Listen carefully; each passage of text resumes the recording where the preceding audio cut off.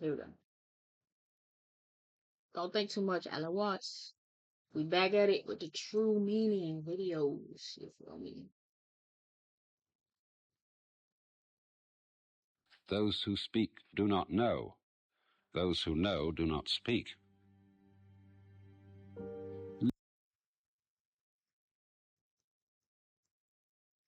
There we go. Bingo. Those who speak do not know. Those who know don't speak. Don't speak. Those who know do not speak. Life not a problem. We see it as nothing but problems. We regard ourselves in a morning, noon, and night struggle to solve the great problem of existence. And for some people, this problem is, why does the universe exist? For other people, the problem is, how am I going to get enough to eat? And therefore, when you take it at one extreme or the other, why does the universe exist, or how am I going to get enough to eat? Who can say that life is not a problem? And yet here is this audacious suggestion that what we are bothering about is a ghost. It's something that isn't really there. But you know, when we look at the history of science, we find to what an extraordinary sense science has solved problems by dissolving them. One of the characteristics of neurotic behavior, you know, is it's repetitive. The neurotic personality keeps going through unsuccessful life patterns again and again and again, and nothing seems to be able to stop him. Now, this kind of behavior is exactly what a Buddhist would mean by samsara, the round or the rat race of birth and death, that is to say, of life as we ordinarily live it. Because it is a round, it is a vicious circle, for the reason that we keep trying to solve problems that are not simply overwhelmingly difficult, but problems that are not problems at all. They only look like problems.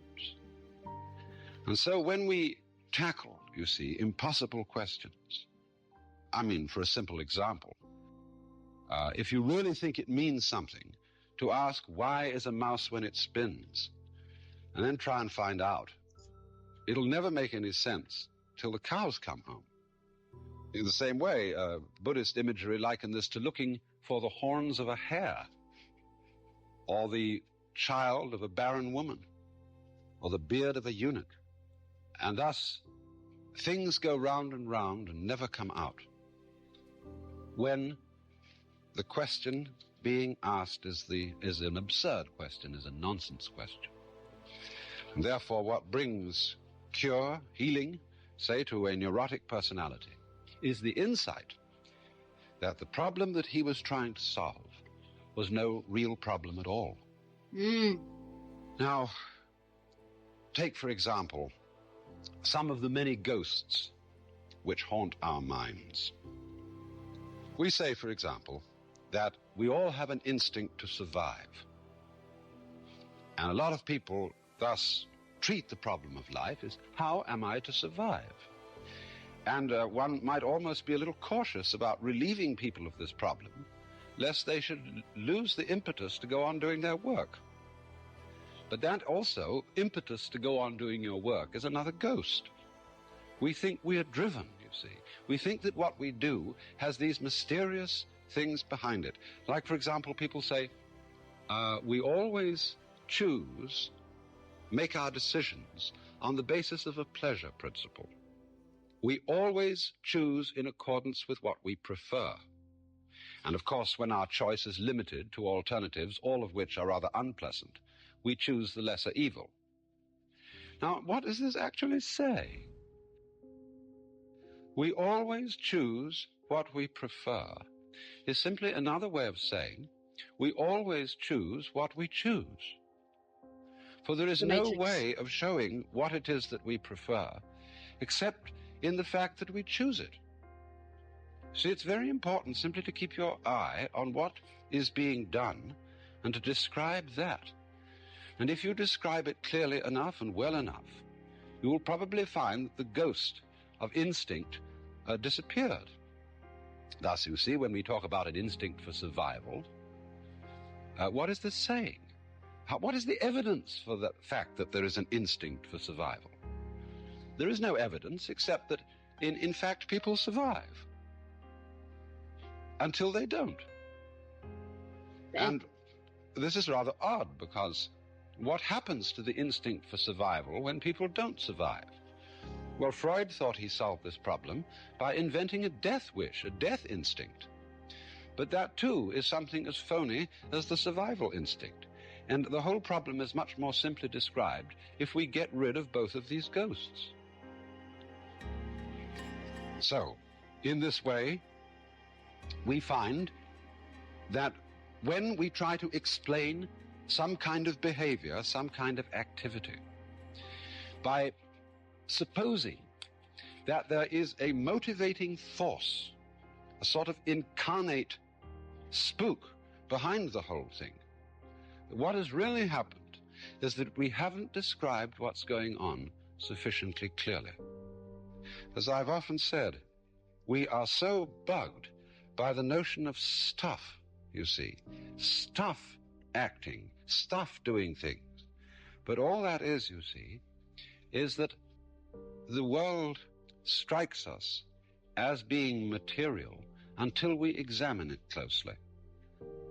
In other words, a distant nebula in the heavens looks like a solid star until you turn a giant telescope on it and you make out the clear pattern of a spiral nebula.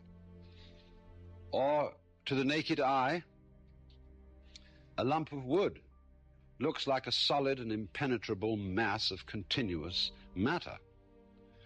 But when you start turning powerful microscopes on it and the instruments of nuclear physics, you begin to find out that this apparently solid lump of wood is a whirring mass of electrical charges going on in relatively enormous spaces.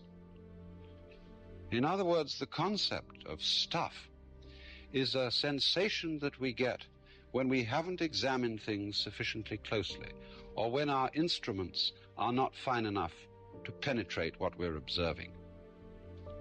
But when the instruments are fine enough, what we get instead is pattern, and pattern is simply a form of behavior, of activity. We begin to describe instead what Dewey and Bentley, in their very fascinating book, Knowing and the Known, call a transaction. Now, that is to say, a buyer can't buy unless somebody is also selling.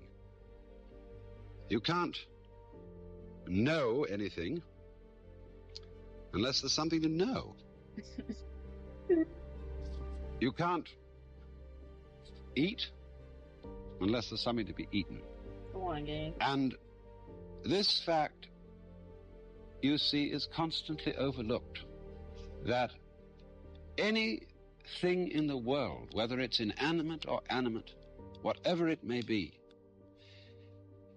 is there by virtue of being in a transactional relationship, not with something else, but with everything else.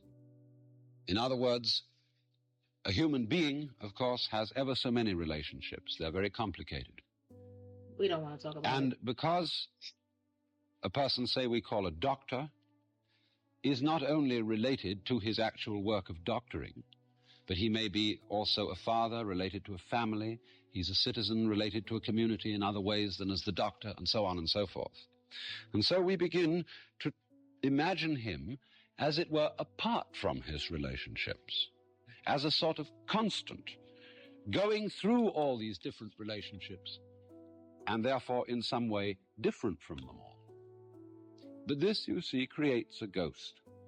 It creates a being independent of all the different relationships in which he finds himself, when, as strictly speaking, he is inseparable from those relationships.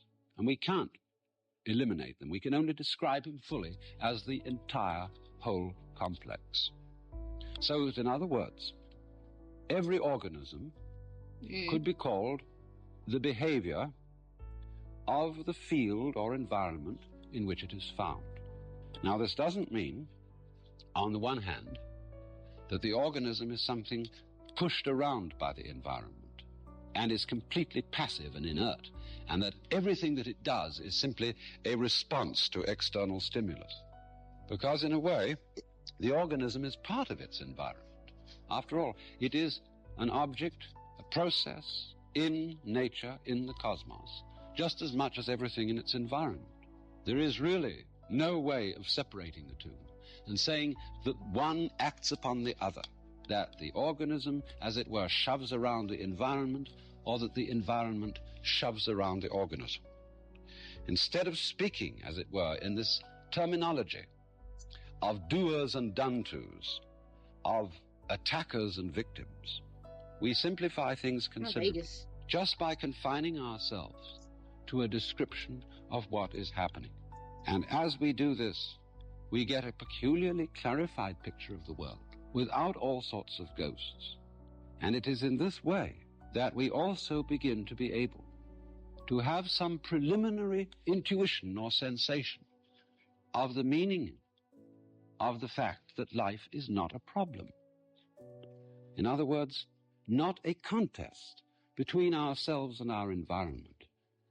This conception of life turns out to be basically phony. Bruh.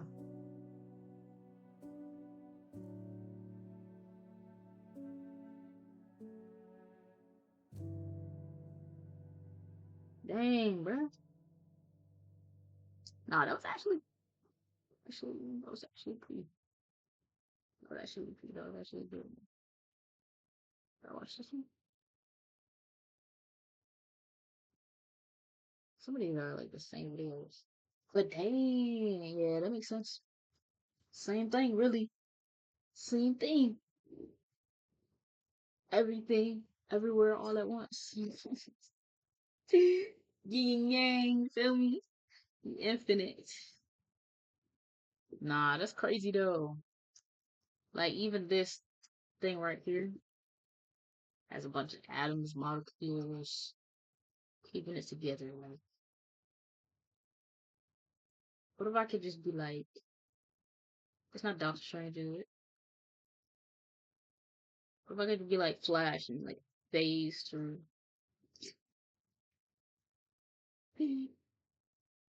Flash speeds up his molecules, right? So it becomes basically air. Ooh. Is that how that works? Bro, he said the concept of life is phony, bro.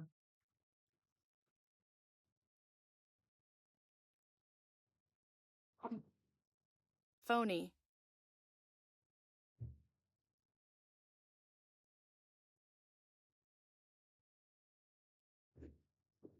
Yeah. Yeah. It's a fraud. It's bogus. It's a sham. Think of life so deep. Alright. That's it. That's it. Don't think too much, game. Wait, that made me think a lot. Or maybe not. It made me think a lot, but also not. Because it's saying, like, there's no need to think and ask why life is life. You feel me? Because life is just life. While we're here, we're just here to exist, to live, to flow freely, and do what we want to do. Okay? Whatever we want to do. Okay? That's it. That's it. I don't know. Don't think too much. Otherwise.